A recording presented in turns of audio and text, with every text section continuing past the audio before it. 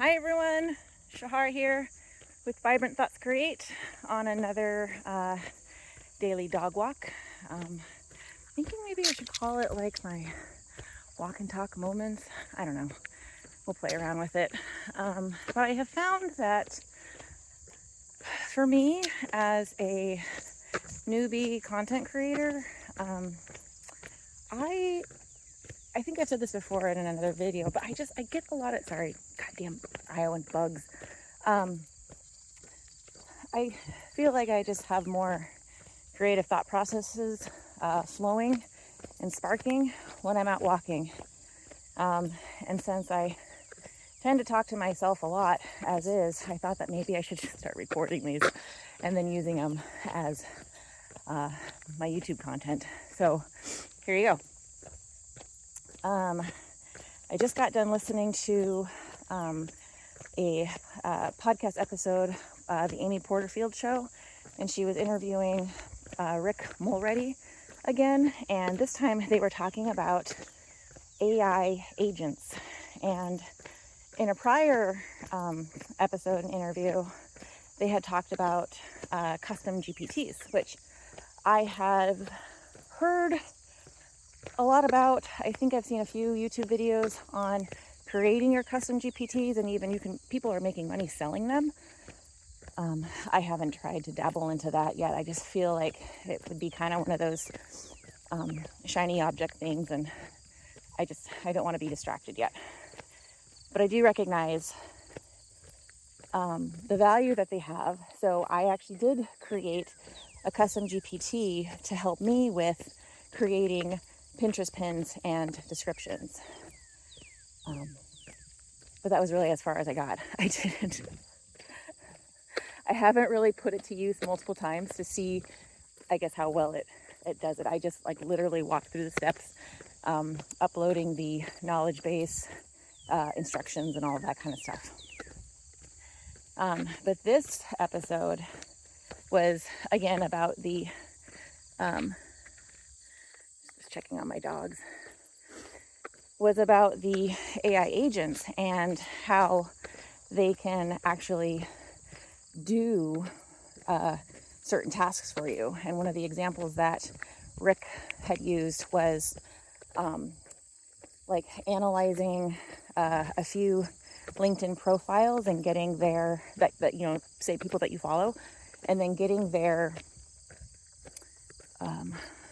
a list of 5 or 10 or something, top most engaging posts, and then how you can apply their tactics to your own content, and then it could actually create that content and post to LinkedIn for you. I mean, that's a lot. I was like, whoa. So it made me think, well, maybe I should start being on LinkedIn more, but I don't know if I actually want to do that.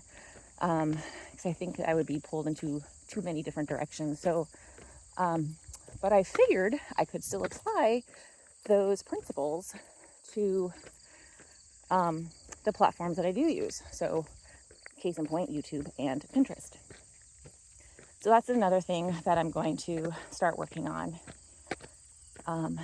when I get back home.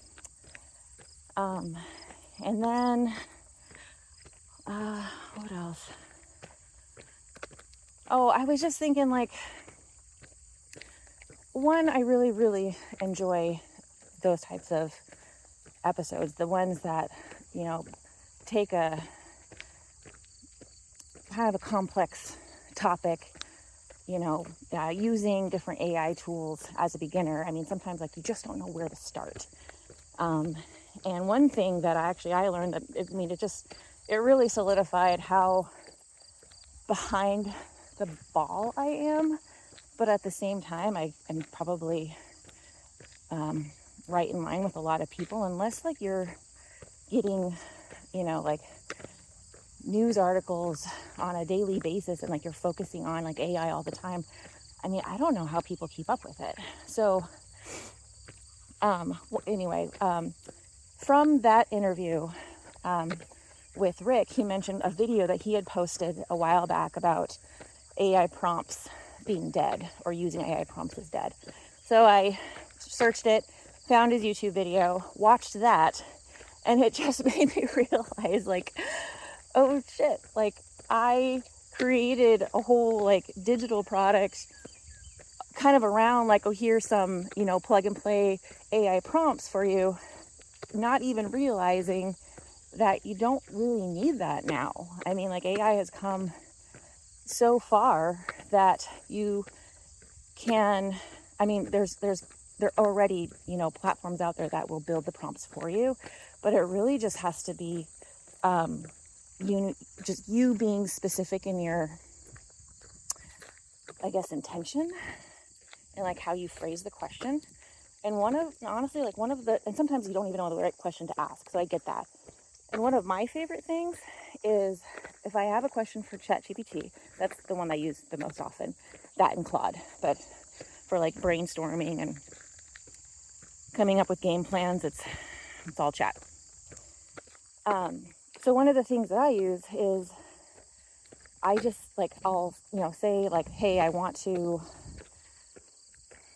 what was a recent one? Oh, you know, I want to come up with a tiny offer for a, you know, specific audience.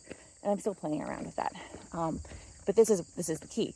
What questions do you have for me that would help you answer my question? And then it spits back all these things. I was like, oh yeah, of course I should have asked him that, you know, but at the time, like, sometimes you just don't know the right questions, or you don't know how to phrase those questions. So just asking it, like, what questions do you have for me that would help you answer this question? That right there can get you to the next step. So I just wanted to share that. So yeah, I think my next game plan is I'm going to start playing around with these agents and see if there's some way that I can apply it to my online business without getting, like, you know, too far out in the weeds and like bogged down with a bunch of new, I don't know, like platforms or something to learn, because I'm kind of reaching my limit here. So anyway, I will link the episode down below, and I encourage you guys to listen to it. Amy Porterfield, I feel, is like, she's one of my go-to podcasters. I love her. I've been kind of binging a lot of her content again. I fell off the wagon. I mean, I think I learned about her like several years ago, along with Jenna Kutcher, and both of them are just, I mean, I kind of aspire to be them. Aspire to be them. But at the same time, I don't want to be that busy. But I love the way they think. I love the way that they communicate their thoughts, and encourage other female entrepreneurs to just to get at it. You know, just like take action, start your business, and they are there to help you grow. So anyway, so like I said, she's one of my favorite top podcasters. So I will link this specific video episode below, and also I will. You might be curious to watch that old YouTube video of Rick Mulready. So I'll link that below too. So anyway, thank you for walking along with me and listening to my thoughts. I'll see you in the next video.